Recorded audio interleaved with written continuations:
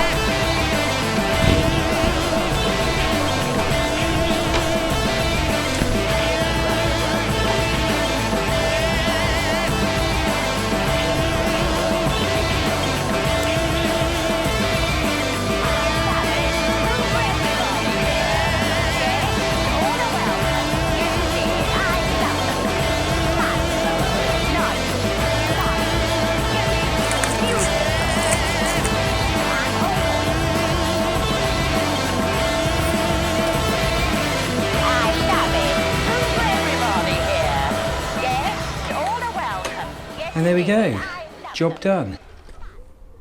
So there we go with the new pegs. Looks much better than the originals. So a little bit of work to get the pegs to grind down. So I'm just going to coat these in a little bit of lacquer now to protect them from rust. And then it's job done. So next job is I'm going to be fitting my chrome bezel and fitting the HD Daymaker headlight. So stay tuned and that'll be up next.